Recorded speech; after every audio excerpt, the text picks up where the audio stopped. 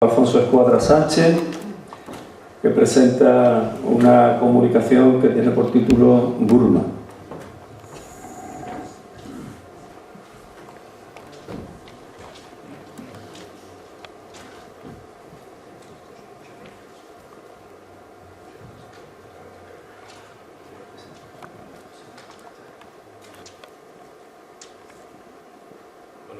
Mientras buscan el soporte gráfico de esto, yo quería aprovechar estos segundos de más para recordar a Luis Alberto del Castillo, probablemente una figura que si no hubiese sido por él, es muy posible que yo no me pudiera dirigir hoy a ustedes y probablemente no hubiese disfrutado de tantos años de jornada, de compañeros y de buenísimas tertulias. Y por supuesto a Pepe Regueira también, que los dos tenían unas características como era el gran esfuerzo investigador desde el rigor y el afán de compartir el fruto de su investigación con los ciudadanos.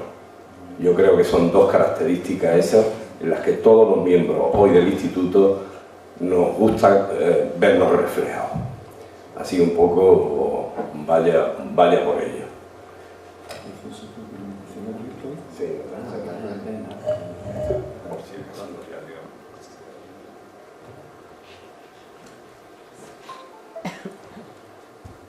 He de confesarle también una cosa.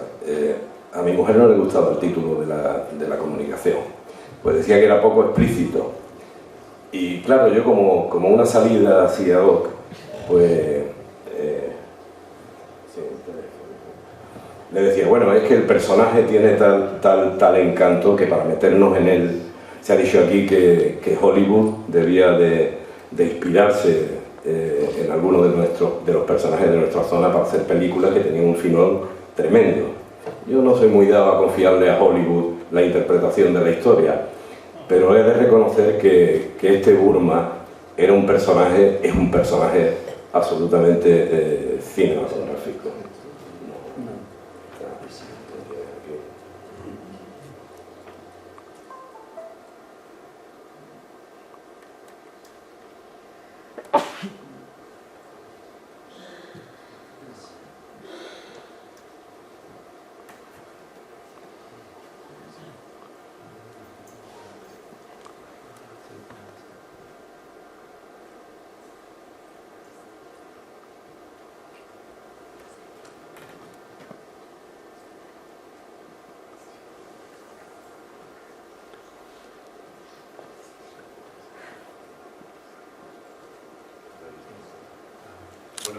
¿Quién hay detrás de Bueno, te cuento a partir de ahora, ¿eh? Te he hecho una introducción ahí. Lo agradezco muchísimo. Dice Burma, ¿no? Birmania, ¿no? Pues ese fue el nombre que el servicio de inteligencia británico empleó para identificar al que ellos consideraban como uno de los agentes enemigos más peligrosos. En un informe redactado por el Secret Intelligence Service en marzo de 1942, hablaba del tal Burma calificándole como uno de los responsables de la organización secreta de sabotaje alemana en el sur de España. Y el 1 de enero del 45 decía de él que era el más peligroso y poderoso agente alemán en la zona. Desde aquellos años, en los archivos del Servicio de Inteligencia Británico, se había reunido una gran cantidad de material sobre las actividades de espionaje que siempre con Gibraltar como objetivo, Burma había desarrollado en favor de España y del Eje durante la Segunda Guerra Mundial y que por fortuna hoy se encuentra a disposición de los investigadores. No obstante, Burma ya tenía asegurado un puesto en la historia incluso antes de que el conflicto hubiese llegado a su fin, y ello gracias a las referencias que sobre él aparecían en la documentación del Foreign Office, actualmente disponible a través del British National Archives y de los registros diplomáticos del Ministerio de Asuntos Exteriores español. No obstante, ha habido que esperar a la desclasificación que se produjo en el año 2009 para conocer con detalle todo el material que la inteligencia británica tenía acumulado sobre el personaje. Curiosamente, dentro de este material no se hablaba nada del papel que Burma había jugado en los preparativos de la operación conjunta, y quiero insistir en este calificativo de conjunta, la operación conjunta hispano-germana contra Gibraltar, fechada en los años 1940 y 1941. En este caso, y dado el alto nivel de reserva al que siguen sometidos, esperemos que por poco tiempo, para satisfacción de los investigadores, los fondos del Alto Estado Mayor Español, las pruebas han de buscarse en los legajos correspondientes al OKH y al OKV dentro del Bundesarchiv Militärarchiv de Freiburg im Breisgau en Alemania. Sirviéndose de estos fondos, esta ponencia, esta comunicación, pretende ofrecer una panorámica del personaje, precisando el alcance de su actuación como jefe del Servicio de Información en el campo de Gibraltar, en su relación con el Abwehr alemán y de su participación en los preparativos de la conocida Operación Félix. Y finalmente, tratándose de un militar profesional, todo intento de abordar en detalle su perfil pasa obligatoriamente por servirse de su carrera como marco de referencia, para lo cual es imprescindible acceder a su hoja de servicio, que como todos ustedes saben está en el Archivo General Militar de Segovia. Entrando ya un poco en lo que es los aspectos de su biografía, nacido en San Martín de Pusa en diciembre de 1891, militar del arma de infantería, formado en la Academia de Toledo, curiosamente en la misma promoción que un cadete gallego llamado Francisco Franco, del cual establecerían una relación que sirve para interpretar muchas cosas de las que pasaron luego. Un veterano de la Guerra de África, concretamente de la campaña del Caire, donde ganó 2 cruces rojas. Ese medallero, los expertos en medallística que no lo critiquen sean benevolentes, porque hay versiones de varios años, pero es el que responde a sus condecoraciones. Y pasó al retiro después de hacer el juramento de lealtad a la República, aprovechando el nuevo marco legal, y pasó a residir en Gibraltar. Ahí empieza su relación con Gibraltar y ahí empiezan a echarse las bases de lo que luego sería ese personaje particular que los ingleses nos han servido bajo el nombre de Burman y cuyo nombre era Eleuterio Sánchez Rubio y Dávila. Tomó parte en el golpe de Estado de Sanjurjo, estando en residencia en Sevilla, otra ciudad imbricada en lo que es su biografía, y cuando se refugia, a diferencia de otros compañeros del golpe, se refugia en Gibraltar, donde monta una empresa, Andalusian Industries Limited, que curiosamente estaba en Irish Town, a unos metros tan solo de donde luego estaría la central de inteligencia del Servicio de Inteligencia Británico en Gibraltar. Es posible, lo he comentado con Pepe, que ha dedicado un libro fantástico a reconstruir esos momentos, si estuvo o no estuvo entre los que recibieron tanto a Sanjurjo como a Franco en 1935. No hay traza de ello, pero alguien que recibiendo en Gibraltar con los perfiles de Burma, es muy probable que se encontrase entre ellos.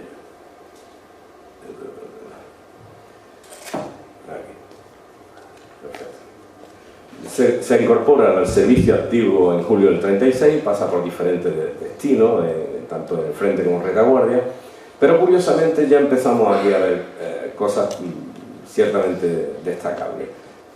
Estuvo destinado en el cuartel general del Generalísimo en el mando del Ejército del Sur en Sevilla. Esa es la denominación. He utilizado la denominación específica para denominar estas instancias. Lo cual quiere decir, como ocurre con cargos y puestos de este tipo, que gozaba de una confianza especial de aquel joven cadete al que había conocido en la academia y al que habíamos hecho referencia antes. Y ahí empiezan también sus primeros informes sobre Gibraltar, aprovechando que, estando establecido allí como empresario, tenía un cierto predicamento social, tenía un amplio abanico de amistades y tenía la perspicacia de saber ver lo que otros probablemente no veían. Y hay informes sobre las defensas, sobre desafectos que había dentro de la colonia, donde estaban unos, donde estaban otros, y sobre todo también listados de los responsables que él creía identificar como responsables del servicio de inteligencia británico. Ya durante la guerra es cuando es destinado al regimiento entonces Pavía número 7, que al término con la evolución de la guerra terminaría convertido en el Pavía 47. Solo un capricho del destino, es muy curioso porque tenía que haber aceptado un destino en Canarias, lo mantiene en el campo de Gibraltar, destinado en el regimiento de infantería 47. Hasta ahora, pues ciertamente algunas peculiaridades, pero nada extraordinario. Ahora empieza un poco lo que es la historia. Dentro del regimiento Pavía 47, estuvo implicado en todo el proceso de movilización de lo que fue el ejército de campaña y asciende a teniente coronel de infantería. Pero en octubre de 1940 es muy curioso que el destino que tiene es profesor en unos cursos de táctica para oficiales. Aquí todo suena que es el destino pantalla para lo que realmente hacía Burma, que son actividades de inteligencia a expensas de la colonia. No en vano, ya el Servicio de Inteligencia británico le tiene identificado como el responsable de todos los puntos de observación que utiliza las Fuerzas Armadas Españolas para mantener bajo vigilancia, bajo control, lo que sucede en la fortaleza. Uno de ellos, su propio domicilio, en el número 128 de la Avenida de España, por el que pasaron todo el que tenía que pasar, de gente propio y extranjero, por extranjero. Poco después, esto le llevaría hasta un destino en la sección tercera inteligencia del Alto Estado Mayor, con lo cual era uno de los personajes importantes, junto a Ignacio Molina, quizá, de lo que era la segunda sección BIS, la sección de inteligencia, dentro del cuartel general del gobernador militar. ¿Pero qué es lo que ocurre aquí? Esto se inserta, le está tocando en esos momentos vivir en el marco de un acuerdo que el Servicio de Inteligencia del Alto Mando de la Fuerza Armada Alemana, el Abwehr, conocido del almirante Canary, había establecido con el general Vigón, entonces responsable del Alto Estado Mayor, para compartir información. Ese campo de juego es el primer paso de un salto adelante que España da en acercamiento a las potencias del eje. Un salto adelante que no es nada baladí desde el punto de vista histórico, porque a partir de él va a suceder o va a venir concatenado con la visita a Berlín de Serrano Suñer, donde se negocian las condiciones de la entrada de España en la guerra, que va a culminar en la conocidísima entrevista de Hendaya y que va a llevar a la firma del protocolo secreto por el que España cierra una alianza con el eje al suscribir tanto el pacto tripartito como el pacto de acero. Dentro de ese marco de colaboración es cuando se produce la colaboración de Burma con las comisiones alemanas, con la comisión Mikos, con la comisión, todas ellas, el objetivo de estas comisiones era el estudio de una operación para tomar Gibraltar, que era entonces un poco el nudo gordo con la que se iba a resolver el nudo gordiano estratégico alemán. No me voy a extender mucho, porque tienen ustedes los detalles en la ponencia, pero sí les puedo decir que hay referencias personales, especialmente en la comisión, no tanto en la documentación de la comisión Staub-Basel, sí en sus declaraciones de posguerra, pero sí los hay tanto en la comisión Hirsch como en la comisión Lanz, donde el nombre de Eleuterio Sánchez Rubio sale especialmente mencionado. Eso lo hizo paralelamente a lo que era su función de siempre, que eran las funciones de inteligencia militar. ¿Había el intercambio de información con el Abwehr? Por supuesto, fluido y mantenido, proporcionando gran parte de la información que el Abwehr obtenía de esta zona, ampliando los efectivos que el Abwehr empleaba para obtener información, porque era él quien tenía acceso a los agentes que a su vez podían pasar la frontera, todos ellos en su mayoría de ciudadanía española o gibraltareña. Hay constancia de ambas cosas. O facilitando la ampliación de la infraestructura. Cuando el Servicio Secreto Alemán intenta establecer un puesto en Algeciras, por ejemplo, la conocida Villa León, el que se encarga de hacer los trámites de alquiler de la propiedad, que curiosamente pertenecían a un súbdito gibraltareño, el que hace los trámites y el que está engrasando todo eso es Eleuterio Sánchez Rubio. Y luego está la posibilidad, y hablo de posibilidad porque todavía no hay un soporte documental que permita afirmarlo con contundencia, es muy posible que la información, estoy realmente en ello, que la información empleada por el Servicio de Inteligencia Naval italiano, que sostuvieron las acciones de la 10ª contra Gibraltar entre los años 40 y 43, gran parte estuviesen facilitados por la red de informadores de Eleuterio Sánchez Rubio.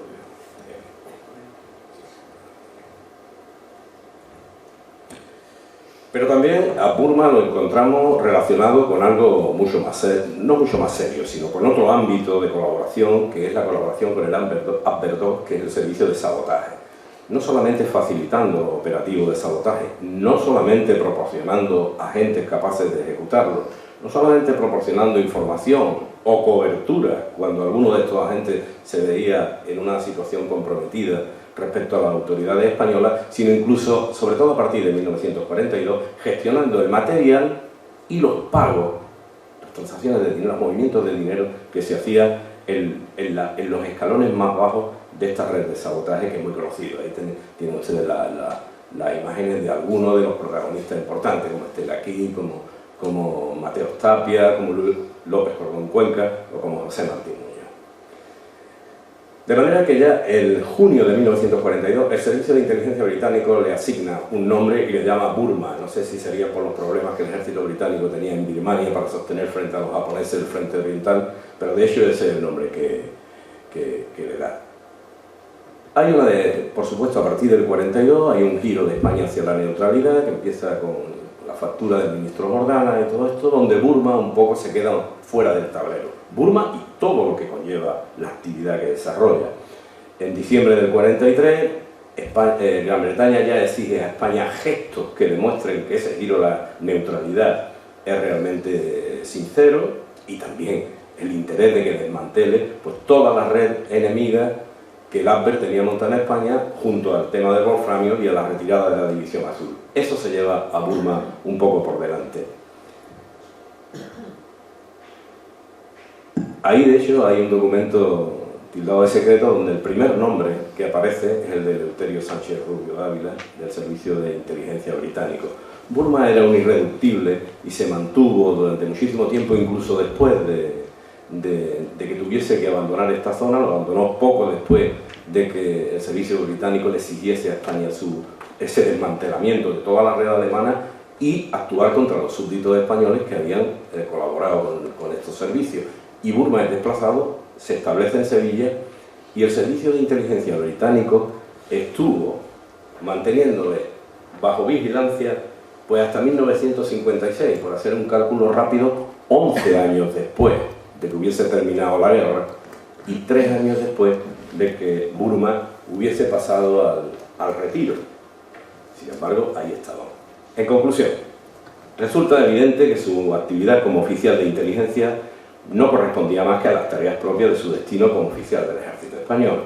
Es igualmente incuestionable que el asesoramiento y apoyo que dio a las comisiones de Félix a las sesiones de información del Abwehr alemán respondían a directrices secretas emanadas del Alto Estado Mayor en base al acuerdo Vigón-Canaria al que nos hemos referido antes. Sin embargo, en torno a su actuación durante la guerra subsiste una gran pregunta, hay un gran reto para los investigadores.